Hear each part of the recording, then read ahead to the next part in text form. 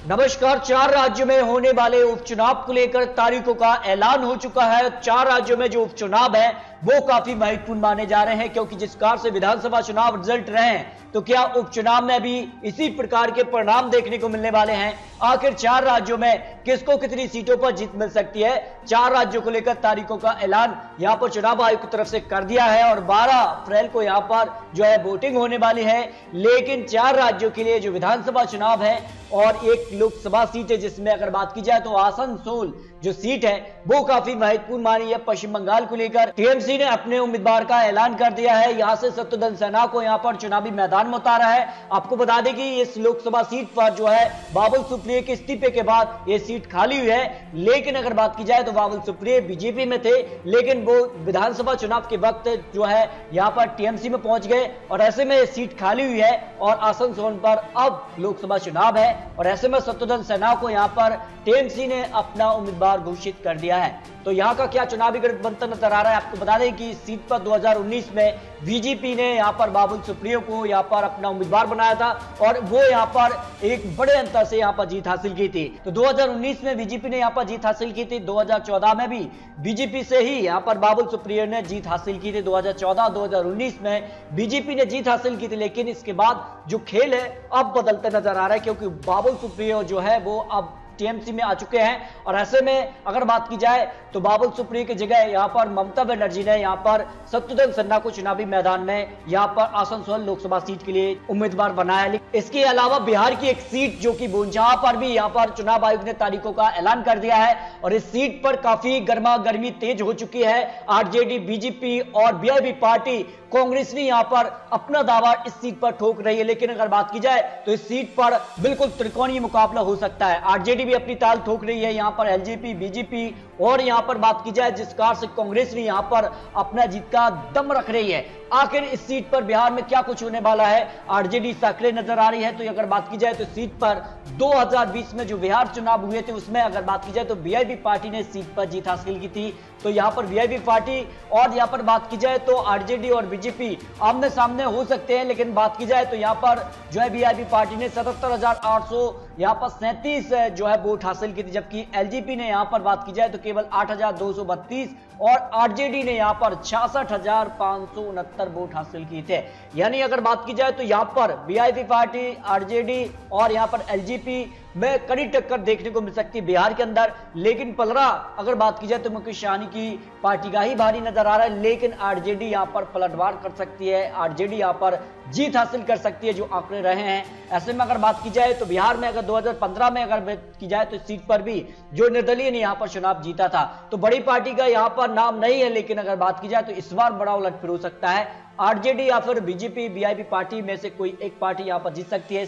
इसके अलावा अगर बात की जाए छत्तीसगढ़ के लिए खैरा सीट पर भी यहां पर चुनाव आयोग ने तारीखों का ऐलान कर दिया है और छत्तीसगढ़ में जो है गर्मा गर्मी तेज हो चुकी है।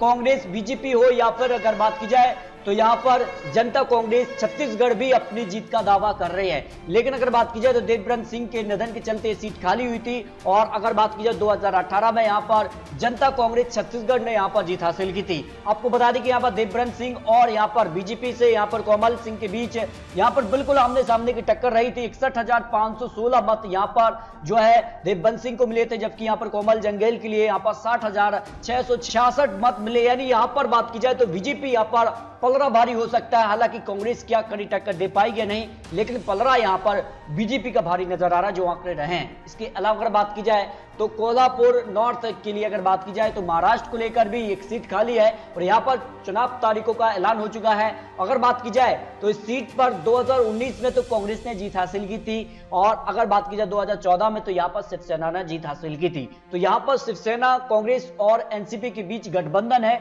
और यह माना जा रहा है कि कांग्रेस को ही सीट यहां पर चुनाव लड़ने के लिए मिल सकती है। अगर ये सीट कांग्रेस के लिए मिलती है तो चुनाव के लिए यहां पर बीजेपी कड़ी टक्कर दे सकती है जो आंकड़े रहे हैं। और अगर बात की जाए तो काफी महत्वपूर्ण हो सकता है ये चुनाव। बीजेपी के लिए, क्योंकि बीजेपी यहां पर सत्ता से अब वंचित है और ऐसे में अगर सत्ता के करीब अगर पहुंचना चाहेगी तो इस सीट पर जीत हासिल करना जरूर चाहेगी। तो फिलहाल बीजेपी और कांग्रेस में यहां पर आमने सामने की टक्कर हो सकती है, जो आंकड़े रह सकते हैं। इसके अलावा अगर बात की जाए वेस्ट बंगाल के लिए एक और सीट है, जो कि यहां पर बेलीग्राम पर भी यहां पर उपचुनाव है, तारीखों का ऐलान यहां पर भी हुआ है। किसी ने यहां पर 2021 2016 दोनों ही इलेक्शन में यहां पर जीत हासिल की थी, तो ये सीट बिल्कुल आराम से एकदम यानी एक तरफा सीट जो है टीएमसी के पक्ष में जा सकती है, जो यहां पर आंकड़े निकल कर आ रहे हैं। तो 4 राज्यों की 5 विधानसभा सीटों पर उपचुनाव के लिए तारीखों का ऐलान है।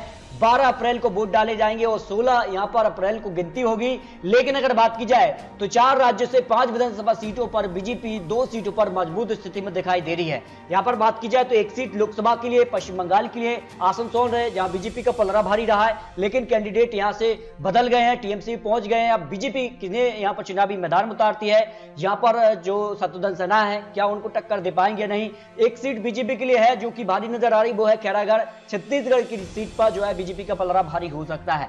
इसके अलावा अगर बात की जाए तो कांग्रेस एक सीट यहां पर निकाल सकती है, वो है महाराष्ट्र की एक सीट जो कि यहां पर कांग्रेस के ही कोटे से खाली है और कांग्रेस यहां पर चुनावी मैदान में उतरती है, तो बीजेपी से कड़ी टक्कर जरूर मिल सकती है। अगर बीजेपी के से वो जीतते हैं तो बड़ी एक सीट उनके पक्ष में जा सकती है। इसके अलावा टीएमसी 2 सीटों पर मजबूत है इस चुनाव के लिए, जिसमें अगर बात की जाए एक यहां पर विधानसभा की सीट जहां टीएमसी आराम से निकाल रही है, एक लोकसभा सीट बीजेपी से उन्हें कड़ी टक्कर मिल सकती है। वीआईपी पार्टी यहां पर जो है बिहार को लेकर एक सीट हासिल कर सकती है, आरजेडी भी जीत सकती है, जो आंकड़े हैं। लेकिन वीआईपी मुकेश सहनी की पार्टी यहां पर मजबूत स्थिति में है। और अन्य की बात की जाए तो अन्य के पक्ष में भी एक निर्दलीय के तौर पर सीट जा सकती है, जो अन्य यहां पर चुनाव रहे हैं। पर किसकी हो सकती है जीत, किसकी हो सकती है हार, इस पर राय रख सकते हैं, क्योंकि जिस प्रकार से विधानसभा चुनाव के रिजल्ट देखने को मिले हैं, उसके बाद कहीं ना कहीं इस चुनाव पर भी बीजेपी का पलड़ा भारी हो सकता है। तो दोस्तों, सटीक और महत्वपूर्ण विश्लेषण के साथ फिर मिलते हैं, तब तक के लिए जय भारत।